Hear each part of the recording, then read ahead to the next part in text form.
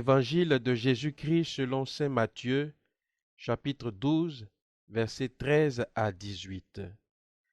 Après le départ des mages, voici que l'ange du Seigneur apparaît en songe à Joseph et lui dit: Lève-toi, prends l'enfant et sa mère, et fuis en Égypte. Reste là-bas jusqu'à ce que je t'avertisse, car Hérode va rechercher l'enfant pour le faire périr. Joseph se leva dans la nuit, il prit l'enfant et sa mère et se retira en Égypte, où il resta jusqu'à la mort d'Hérode, pour que soit accomplie la parole du Seigneur prononcée par le prophète. D'Égypte, j'ai appelé mon fils.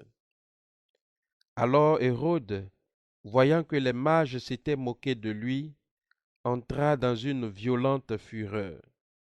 Il envoya tuer tous les enfants jusqu'à l'âge de 2 ans à Bethléem et dans toute la région, d'après la date qu'il s'était fait préciser par les mages.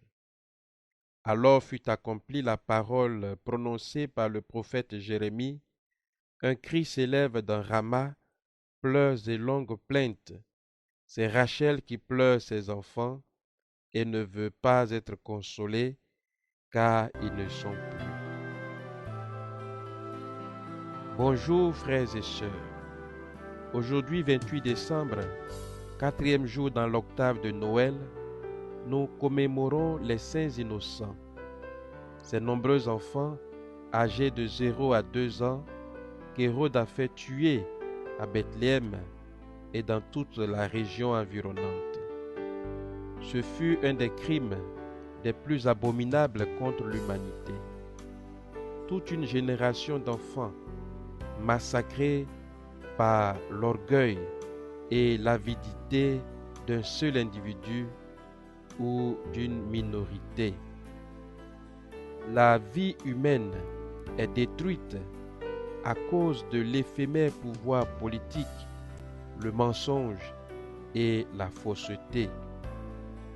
Voici autant de ténèbres dans lesquelles notre humanité est plongée et que la lumière de Jésus, Fils de Dieu, vient dissiper. Oui, Dieu est lumière. En lui, il n'y a pas de ténèbres, nous enseigne l'apôtre et évangéliste Saint Jean dans son premier épître au chapitre 1, verset 5, au chapitre 2, le verset 2, que nous lisons en première lecture de ce jour. D'ailleurs, poursuit-il, si nous disons que nous sommes en communion avec Dieu, alors que nous marchons dans les ténèbres, nous sommes des menteurs. Nous ne faisons pas la vérité.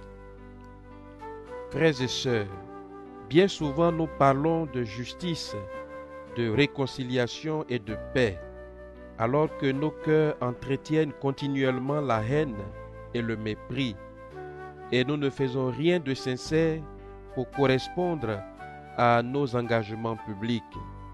Le Fils de Dieu est venu chez nous pour nous sortir de nos incohérences, source des violences meurtrières, avec pour conséquence de nombreuses victimes innocentes. Il nous suffit aujourd'hui de faire bon accueil au Messie divin et son enseignement pour nous offrir les uns aux autres son règne d'amour, de justice et de paix. Que les saints innocents de tous les temps intercèdent pour notre humanité défigurée auprès du Père céleste et qui nous obtiennent auprès de lui un monde nouveau, havre de paix. Encore joyeux Noël et bonne fête patronale aux innocents et innocentes du monde entier.